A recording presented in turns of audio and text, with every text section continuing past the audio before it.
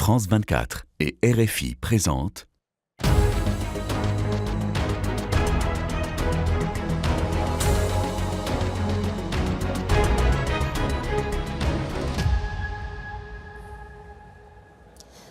Bonjour à tous, merci de nous rejoindre pour Ici l'Europe sur France 24 et Radio France Internationale. Nous sommes en ce moment même au Parlement de Strasbourg où se tient comme toutes les semaines de plénière le fameux collège des commissaires et nous avons le plaisir aujourd'hui d'être en compagnie d'une commissaire ou plus exactement d'une vice-présidente exécutive de la Commission européenne, Roxana Minzatou. Bonjour. Bonjour, un grand plaisir d'être ici. Vous êtes en charge des emplois de qualité, des compétences et de la préparation au changement, ancienne députée européenne pour le Parti socialiste-démocrate en Roumanie. Beaucoup d'Européens s'inquiètent des répercussions de la guerre au Moyen-Orient. Le chômage est plutôt bas dans l'Union européenne en ce moment, moins de 6%. En attendant, la crise énergétique est en train de peser sur les entreprises et on se demande quelles seront les conséquences pour l'emploi. C'est vrai tout ce que vous dites et la Commission européenne agit sur ces sujets. En effet, on a déjà lancé la première stratégie européenne qui lutte contre la pauvreté dans l'Union européenne. Et moi, je crois que c'est un signal politique très fort. C'est la première stratégie, le premier outil de niveau européen où on dit d'abord qu'on a presque 100 millions d'Européens qui sont en risque de pauvreté, en risque d'exclusion sociale. 1 sur 5 Européens, en effet. On parle de la pauvreté des enfants. On comprend très bien tous les problèmes que les citoyens ont en termes d'abrisme, en termes de logement, en termes de le coût de leur vie. Bien sûr que cette stratégie de la collaboration avec les gouvernements, avec les États membres, avec la société civile, avec tous les industries, parce que c'est un effort de la société entière. Mais je crois que c'est important qu'on parle sur les instruments. Et le plus important instrument, c'est une potentielle directive européenne sur l'activation des personnes qui n'ont pas d'emploi. Qu'est-ce que ça veut dire ? On voudrait que les États membres soient capables d'avoir des minimum conditions en ce qui regarde la manière dans laquelle ils offrent le soutien aux personnes qui cherchent d'emploi. Parce que ce n'est pas seulement la formation, les compétences, ce n'est pas seulement un soutien financier. Alors vous voulez donner en fait l'accès à des emplois de qualité. Alors comment ? Parce que la bonne nouvelle, c'est que la justice européenne a confirmé la directive sur le salaire minimum européen. Ça, c'est un bon point.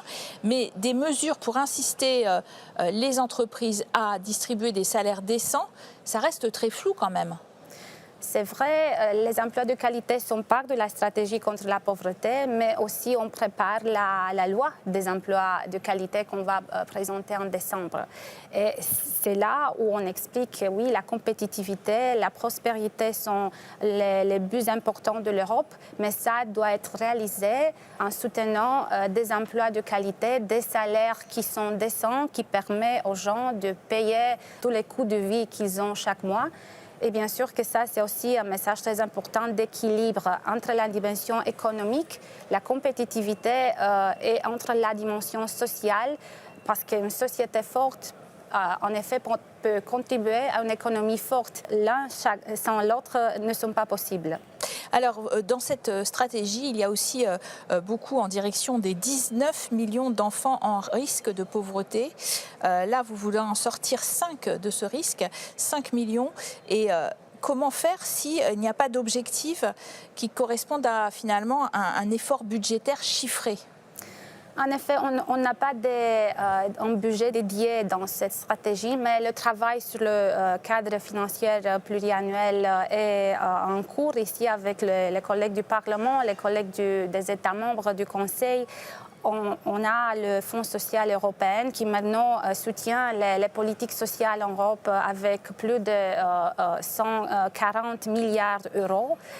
Dans le cadre financier qui suit et en pleine négociation, le budget est environ de 100 milliards d'euros.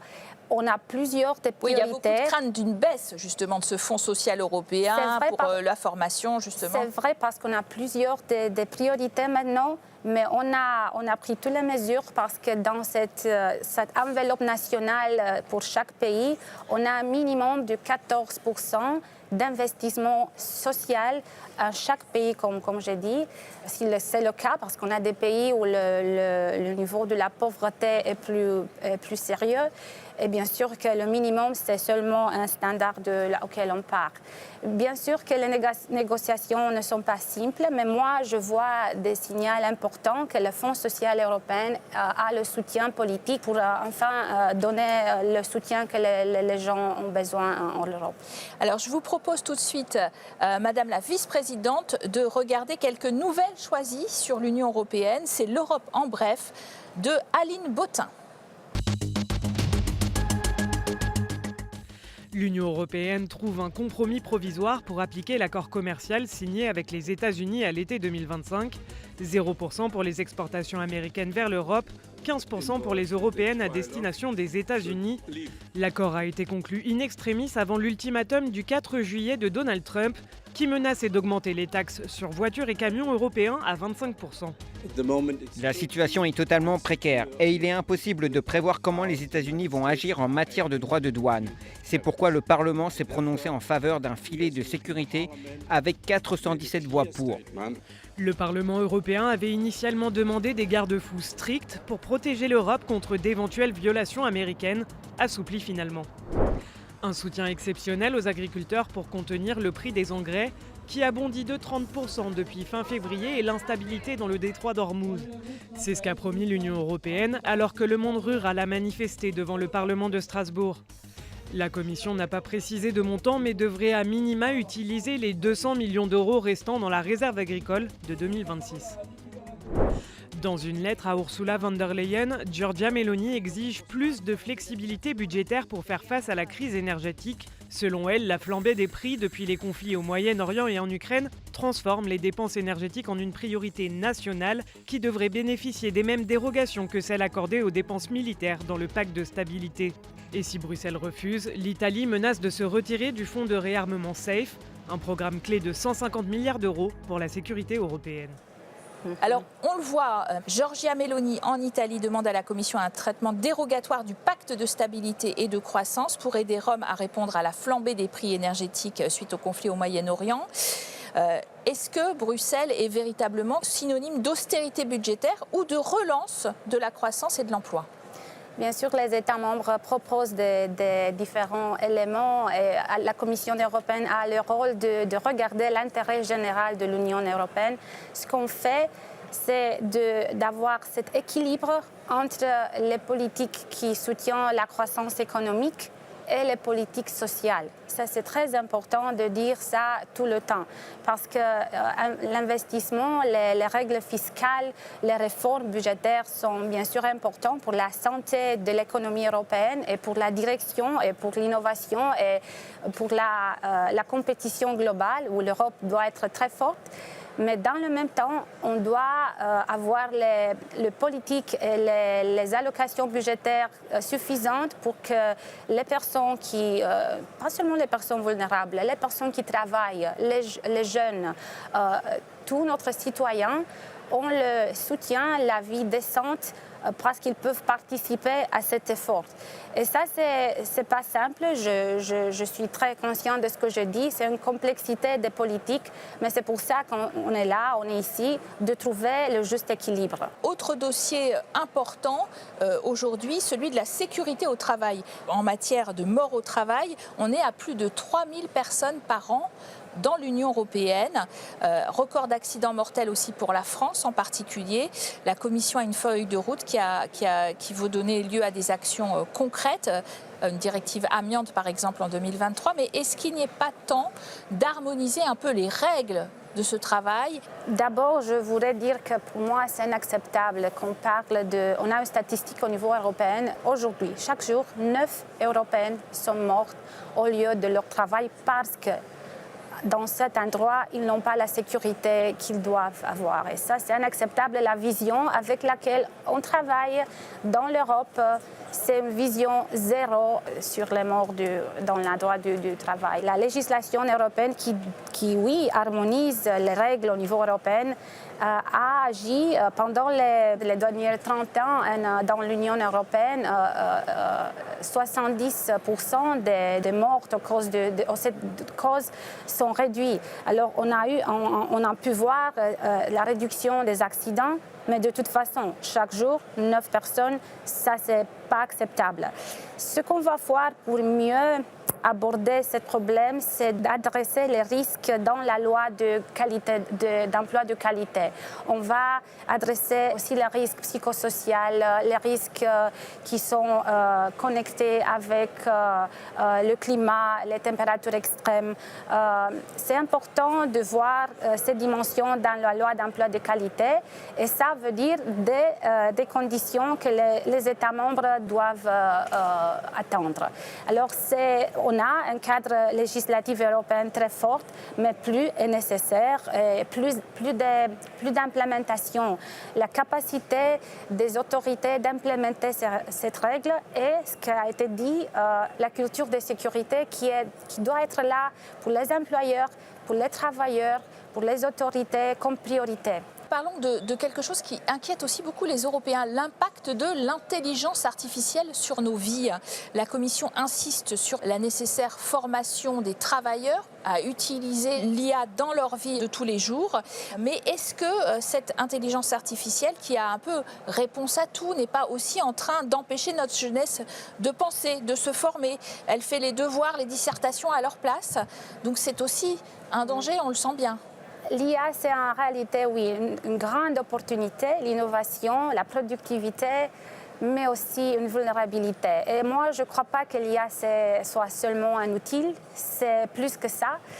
Et oui, on a besoin de compétences parce qu'on voit déjà des travailleurs, des jeunes ou des travailleurs, des adultes qui utilisent l'IA chaque jour, mais n'ont pas fait des formations, ils n'ont pas une éducation dédiée sur ces sujets. C'est pour ça qu'en novembre, je vais présenter un paquet législatif sur l'éducation qui va inclure aussi des mesures pour stimuler l'éducation digitale en Europe et un focus bien sûr sur la IA dans les écoles et sur l'accès des enseignants aussi à cette ressource. Mais est-ce que l'IA va nous remplacer en fait, nous les travailleurs? Parce qu'on voit bien que certains métiers sont directement impactés. La traduction, ils la font très bien. Tous les métiers d'ailleurs sont très impactés. La conversation sociétale, politique sur l'impact de l'IA sur l'humanité doit être très sérieuse. Elle seulement commence. Parce que bien sûr que personne ne peut répondre maintenant sur l'impact concret de l'IA dans le monde du travail.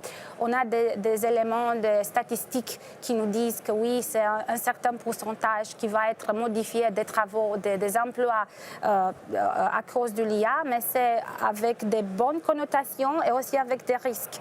Ce que c'est important, c'est d'avoir aussi des règles et des compétences, des protections pour les travailleurs, mais aussi les compétences parce qu'ils soient capables d'augmenter, d'amplifier leur expertise. Et bien sûr qu'on va avoir de nouveaux rôles, et ça c'est normal. Et c'est pour ça qu'on doit accompagner très cibler les jeunes, avec aussi des investissements au niveau européen dans l'éducation, la technologie éducationnelle, l'IA européenne sur l'éducation et cet élément-là.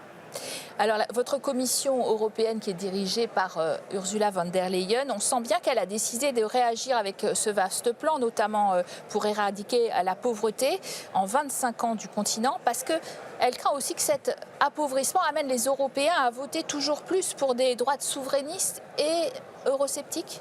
Moi, je ne commande pas les options des personnes dans cette façon. Les citoyens se sont ignorés, ça c'est pas bien. pourquoi leur choix d'aller à la droite, à la gauche, ça c'est à les citoyens de répondre. Les politiciens doivent adapter les réponses politiques. Et ce qui est très important est qu'on voit la réponse des Européens. Qu'est-ce que c'est votre plus grand problème? C'est tout le temps le salaire, le coût de la vie, c'est tout le temps la certitude sur leur futur, le futur de leurs enfants. Et c'est la réalité qu'ils ne sont pas convaincus que les politiques sont suffisants, les politiques publiques sont suffisantes. Alors on doit adapter tout le temps en concentrant plus de ressources sur les politiques sociales et pas nécessairement juger l'option vers la droite et la gauche. Parce que si on parle avec les gens dans la rue, ils n'ont pas une vision très idéologique. C'est leur problème concret et la confiance qu'ils ont dans les politiciens sur les solutions. Et c'est pour ça que je crois dans l'équilibre des mesures politiques, budgétaires, technologiques et les mesures sociales qui sont très importantes pour la santé de la démocratie aussi. Alors, en tant que vice-présidente de la Commission européenne, vous avez vu que la Hongrie est revenue dans le camp pro-européen après la défaite de Viktor Orban. La Bulgarie a un gouvernement un peu plus ambigu qui pourrait se tourner vers la Russie. Et vous, Roxana Minzatou, vous vous dites convaincu que votre pays natal, la Roumanie, maintiendra une position pro-européenne, même si votre parti socialiste est allié à l'extrême droite pour évincer le gouvernement centriste. Il y a une crise politique. Donc pourquoi vous êtes tellement optimiste? C'est aussi la manière en laquelle les citoyens sont la fardeau de chaque jour. Et en Roumanie, c'est vrai qu'on a encore une grande partie de la population qui est en risque de pauvreté, d'exclusion sociale. Moi, j'ai une grande confiance dans l'attitude pro-européenne du peuple roumain, un peuple qui a eu cet objectif de faire partie de l'Europe, comme on dit, l'Union européenne maintenant.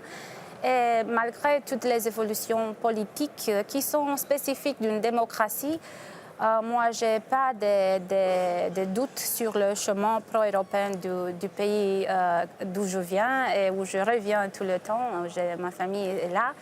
Et on doit bien sûr avoir toute confiance parce que la Roumanie est très importante dans la construction européenne, sa position sur le rôle géopolitique, mais aussi le peuple, comme j'ai dit. Si quelqu'un va en Roumanie, va être très convaincu de cet amour pour l'Europe et de cette confiance qu'ils ont dans le projet européen. La plupart, pas tous, mais l'immense plupart. Merci à vous d'avoir été notre invitée aujourd'hui, Madame la vice-présidente de la Commission européenne, Roxana Minzatou. Merci à vous de nous avoir suivis sur France 24 et Radio France Internationale. Restez en notre compagnie, l'actualité continue.